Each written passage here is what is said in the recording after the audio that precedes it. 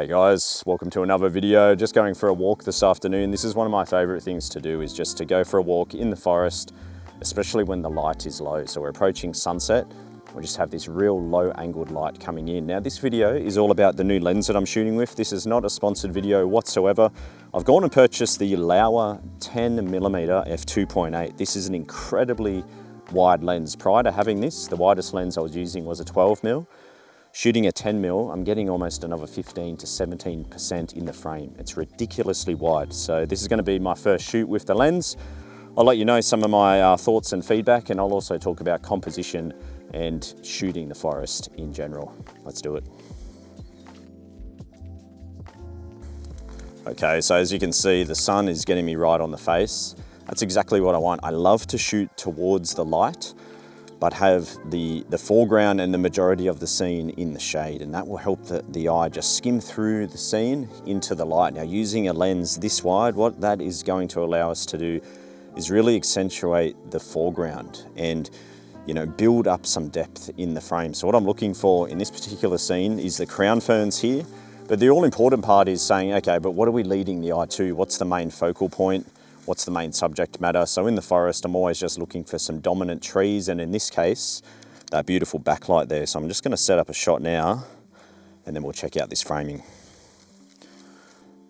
When you're this far away, it's insane how wide this is. And I'm actually probably a little bit too far away from those trees, which is fine because we can just move closer. What I like to do with the ferns though is to hop inside of them, and then they all sprawl out, and that will just roll the eye into that background, getting in really close like this. I'm just going to do a test shot now. Now I've got the timer on because I was shooting the aurora last night, so I'll turn that off. Another handy thing with a lens this wide is the f-stop doesn't need to be as high. Normally I'm shooting at f11, f16. I've just shot this frame at f8. I'm going to zoom in here. So f8. And I've just zoomed right in, and I've got to say I'm really impressed with the sharpness of this lens.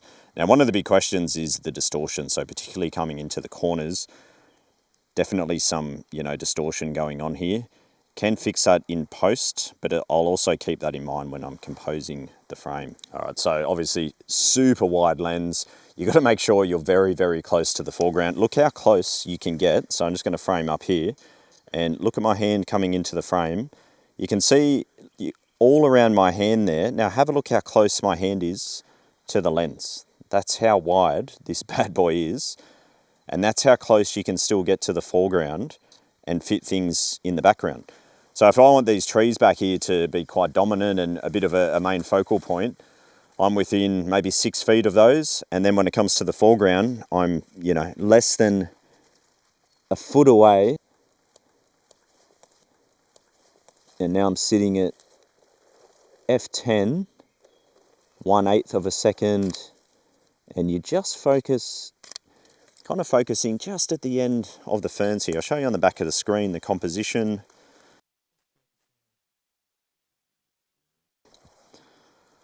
So this is our composition here, and I've got that little sun star, the backlight, and then I love the overlapping of the ferns, and I'm just focusing at this point here. So not in the background, not right down in the immediate foreground, just about a third of the way in.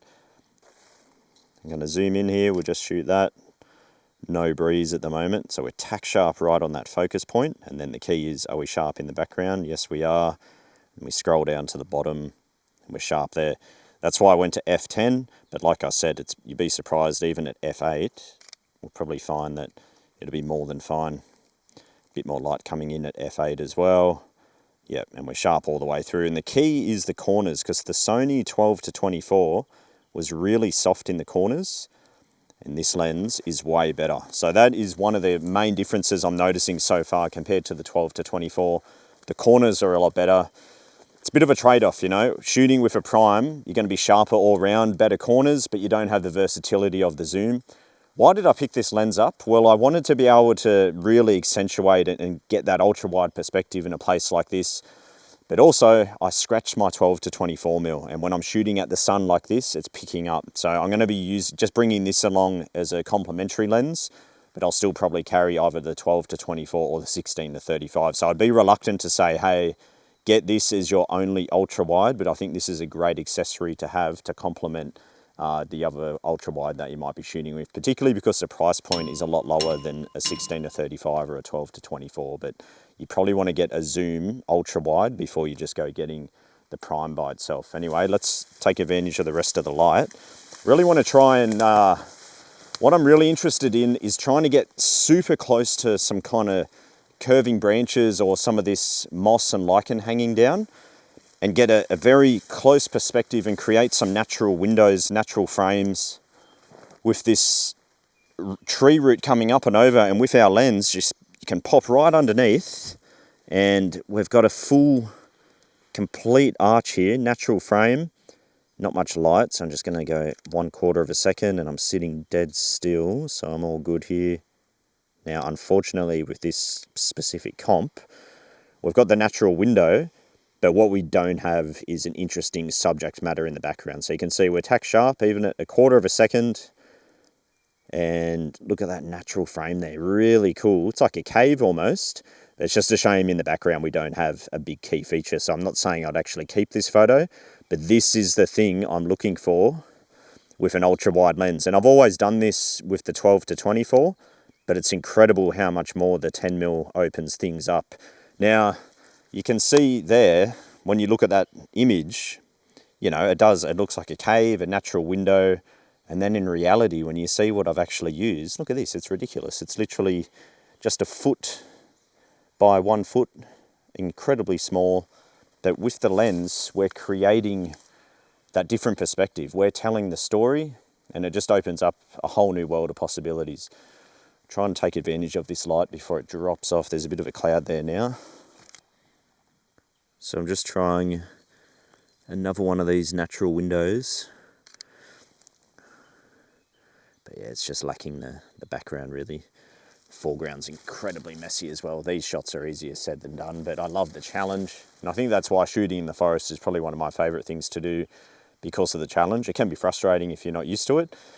When you've been shooting as long as me and you've got the rainforest on your doorstep, it just becomes a place that you can come to time and time again and always have some fun with the camera. You don't always create an image, but it does give you a chance to really just work the creativity and think outside the box a little bit. That's a cool shot. Yeah, it's a shame here, guys, that we just don't have that main star, that main focal point. When you're looking for foreground with an ultra wide, literally it's a game of inches, and every step you take will make a dramatic difference to the framing.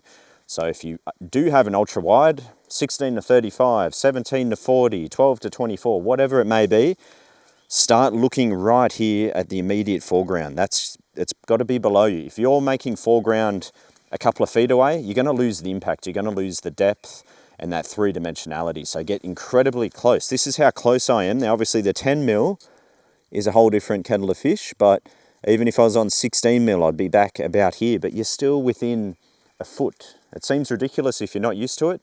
That's how you use an ultra-wide angle lens. The diminishing perspective. We're seeing those big details progressively get smaller, lead us through. So I've had the lens for about a month now. I've been using it in different scenarios. Got to say, definitely happy with the purchase overall. Like I said earlier, I would suggest getting an ultra wide zoom before you get the prime, especially something like this, which is so incredibly wide. But if you're used to shooting with an ultra wide lens already, and you're looking for something to really take things to the next level, if you're shooting steep mountain valleys or even in the forest, I can definitely recommend this lens. I've been using it and enjoying it. It's sharper than I expected. The corners are good. You can correct the distortion in post. So overall, happy days. And I can say it's pretty tough. I dropped this bad boy the other day. It's got a bit of a chip here and not a problem at all to the lens. And I did go down pretty hard. Thanks for checking out the video, guys. Hope to see you in another one soon.